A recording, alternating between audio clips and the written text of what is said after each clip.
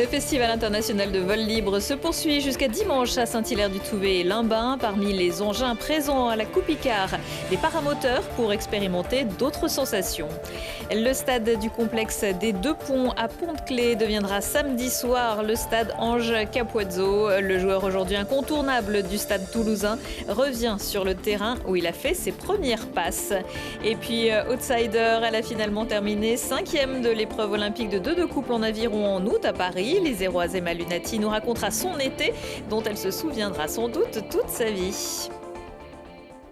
Bonsoir à toutes et à tous, ravi de vous retrouver dans ce JT du vendredi 20 septembre 2024.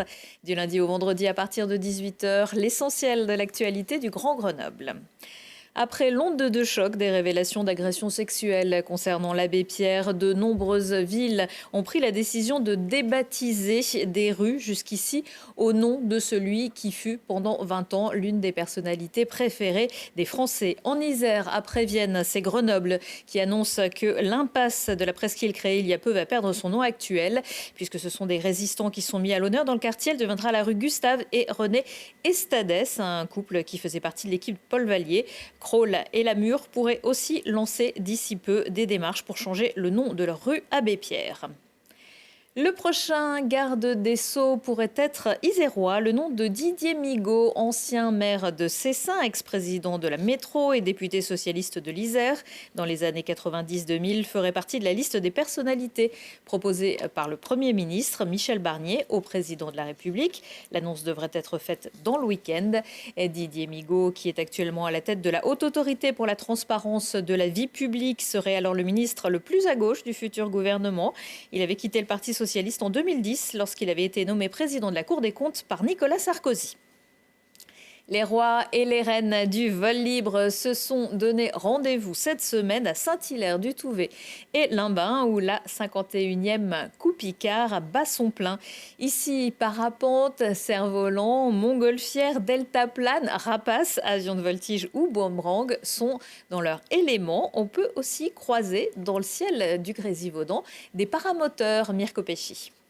Comme chaque année à Saint-Hilaire, la Coupe Icare rassemble les passionnés de tous les sports aériens. Montgolfière, wingsuit, mais aussi paramoteur, où les pilotes sont équipés d'une hélice, d'un moteur et d'une voile. Avec tout cet équipement, pas besoin de se lancer d'une falaise. En paramoteur, on peut faire plein de choses. On peut faire des loopings, on peut faire des spirales, on peut faire tout ce qu'ils font en parapente. Mais on a l'avantage d'avoir un moteur, donc on peut décoller de n'importe où. On peut décoller juste à côté de chez soi. On est vraiment en contrôle de tout. On peut revenir ras du sol, faire ce qu'on appelle foot dragging en anglais. C'est où on met le pied par terre pendant qu'on vole. Et c'est une sensation de glisse incroyable. Au contraire du parapente, il faut obtenir un brevet de pilote pour pratiquer le paramoteur et ne pas brûler ses ailes.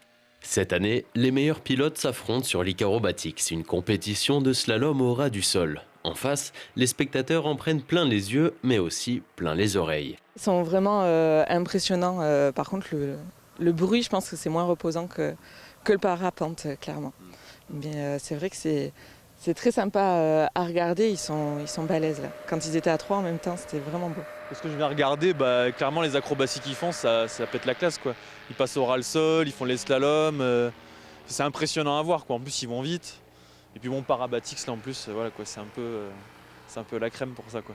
Il existe 2 types de paramoteurs. Le paramoteur sellette où le pilote se lance à pied, moteur sur le dos, et le paramoteur chariot avec des roues, utilisé en partie par les personnes à mobilité réduite. L'une des dernières innovations est le moteur à injection, qui consomme moins de carburant. Mais aujourd'hui, certains constructeurs essaient de trouver des technologies pour réduire le bruit.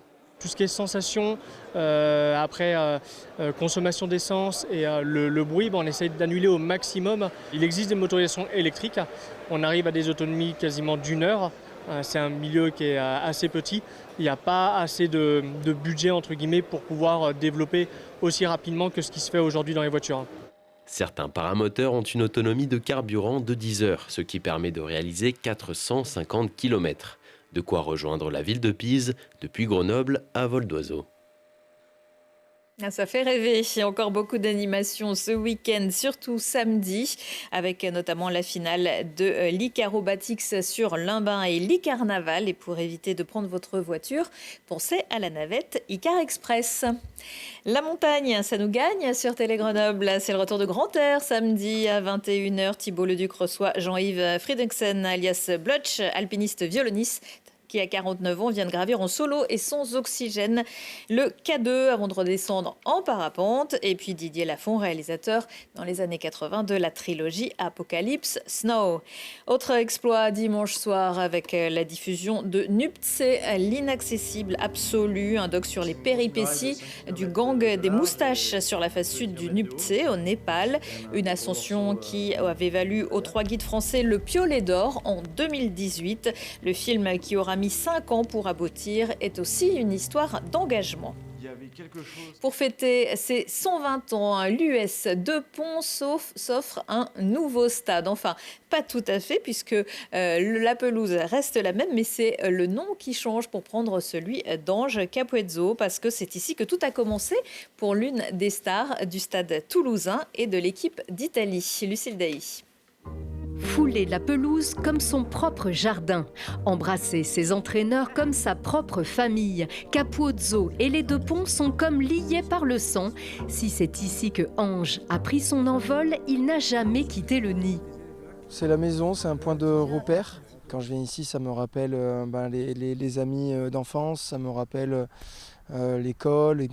Voilà, ça rappelle plein de choses. Ce sont des moments où on est petit, où on est un peu insouciant et où on n'a que des bons souvenirs et c'est génial.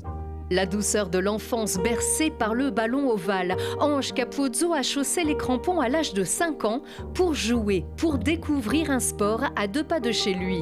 Ici, aux Deux Ponts, on ne plante pas des graines de champions. On sème la passion et les champions se révèlent à leur rythme, sans imaginer que 20 ans plus tard, ce bout de garçon haut comme 3 pommes lancerait sa pointe de vitesse par-delà les plus gros murs défensifs de la planète. Déjà, à Pont-de-Claix, tout allait toujours très vite. Il était un peu speed, hein. Il arrivait, ça courait de tous les côtés, il était toujours un peu en avance. Je me rappelle, hein, quand tu franchissais là, tu allais dans les tribunes, ça courait à droite, à gauche. Bon, alors après, sur le terrain, c'était plus la même, hein, c'était toujours à 100 à l'heure et tout. Puis après, ça a été son départ, 10 ans, hein, je crois, 10 ou 12 ans. 11 ans. Ouais, 11 ans, c'est ça. À 11 ans, chez les plus grands au FCG Rugby, un déchirement pour l'US de Pont qui savait bien que le jeune Ange y déploierait ses ailes, au point de taper dans l'œil des sélectionneurs de l'équipe d'Italie, au point de lâcher son brin de folie sur les 6 nations et de transformer la squadra en une grande équipe.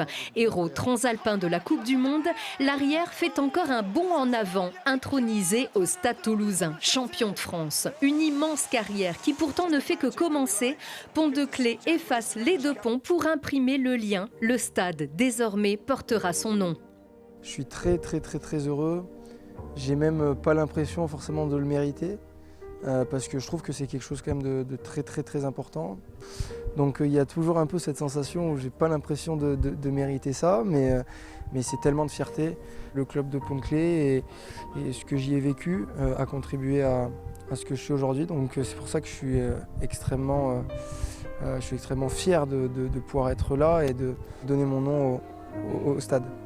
Un pont pour partir, un autre pour revenir. Ange a bouclé la boucle. Il laisse aux générations qui s'entraîneront au Capuozzo le soin d'agrandir le cercle. Et le club a prévu de faire la fête samedi avec des rencontres jeunes dès le matin, puis un match de gala entre anciens du FCG et de l'US de Pont, un match de championnat régional et à partir de 20h30, le baptême du stade Ange Capuozzo en compagnie de l'international qui a promis de venir avec le bouclier de Brennus et la Coupe d'Europe remportée avec Toulouse. Le FCG, lui, est toujours en Pro D2 cette saison. Jeudi soir, Grenoble s'est imposé face à Dax au stade des Alpes. Une victoire difficile sur le score de 19-13. Grenoble en tête du championnat pour l'instant se déplacera jeudi prochain à Biarritz. Et on va encore parler de sport avec mon invité puisque j'ai le plaisir d'accueillir à présent une des compétitrices des Jeux Olympiques de Paris. Bonsoir Emma Lunati. Bonsoir. Merci d'être venue nous rendre visite. Vous êtes membre de l'aviron grenoblois et donc de l'équipe de France. Cet été, vous avez disputé les JO à Paris dans la catégorie 200 barreurs avec votre binôme Elodie Ravera-Scaramozzino. J'ai bien dit? Deux couples, j'ai Voilà, fait, deux mais de oui. couple, Et Elodie, voilà. c'était très bien dit. Lors de la finale, le 1er août, vous avez terminé 5e. On va y revenir. D'abord, est-ce que vous êtes un petit peu redescendu? Je crois que vous étiez encore sur les Champs-Élysées il y a quelques jours pour la parade. Ouais, j'étais sur les Champs-Élysées il n'y a pas très longtemps, donc ça fait du bien en fait de remettre un petit peu de festivité autour de Paris 2024. Ouais, parce que pour vous, la compétition, c'était il y a longtemps. Ouais, on est presque dans les premiers en fait à s'arrêter. On commence le lendemain de la cérémonie d'ouverture, donc. Et vous n'avez pas pu assister à la cérémonie d'ouverture pour Malheureusement, cette raison. non. Mais On l'a regardé à la télé tous ensemble. On a essayé de profiter à travers les images, même si. Après, on sait pourquoi on l'a pas fait. Hein. La compétition était le lendemain, donc il n'y a pas de regret. Mais oui. Donc, faire la cérémonie de clôture et la parade, ça amène quand même une petite saveur en plus. Alors, on va revenir au sport. La qualification en finale à l'issue. Pas être en forme sur cette compétition-là, mais il faut s'attendre à tout. Donc non, c'est vraiment donner son 100%, ne rien lâcher. Et chaque course, il faut remettre les contours à zéro. Ne pas avoir peur de... Il faut avoir peur de personne, mais il faut sous-estimer personne. Et ça, c'est très important. C'était quoi votre stratégie ? Honnêtement, se faire plaisir, avoir extrêmement confiance en notre binôme. Avec Elodie, on l'a fait très tardivement, ce binôme. Et c'était aussi d'utiliser le public.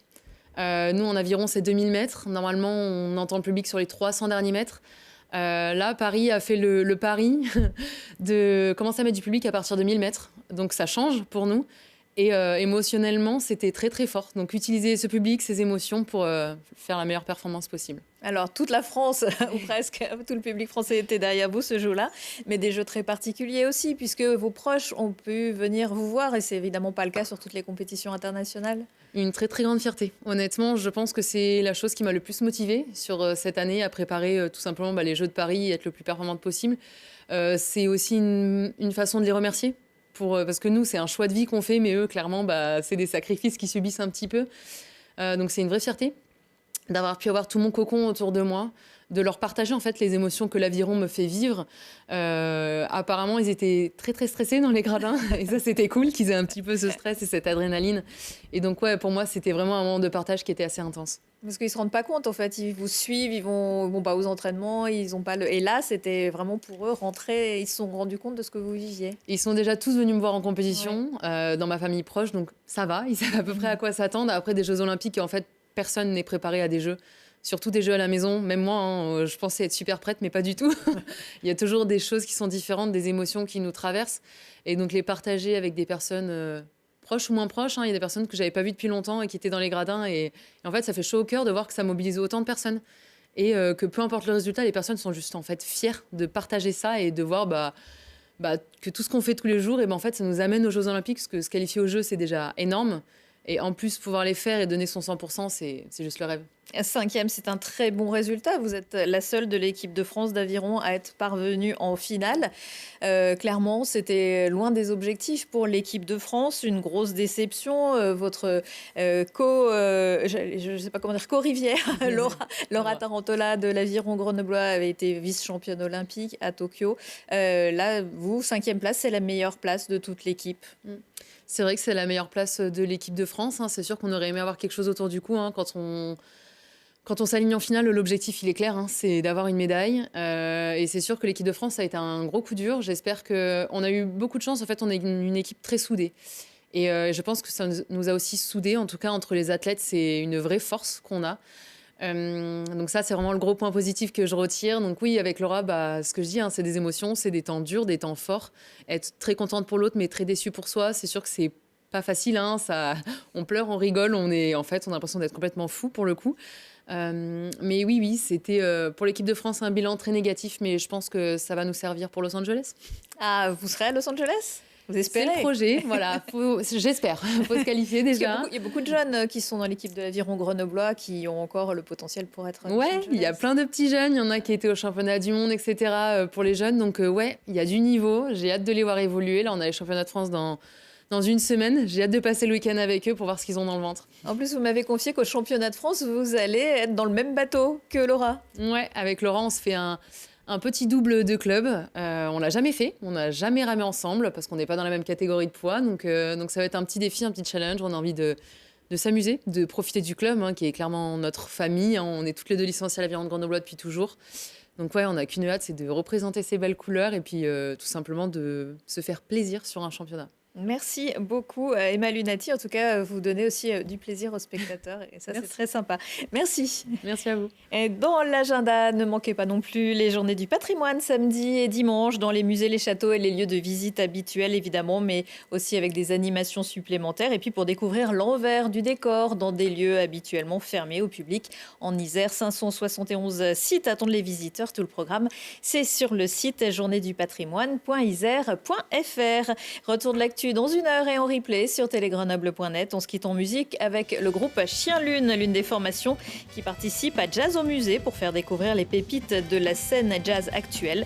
Le trio se produira samedi soir dans les jardins du musée Hébert à La Tronche, juste après la fanfare Yebarov. Belle soirée, excellent week-end à tous.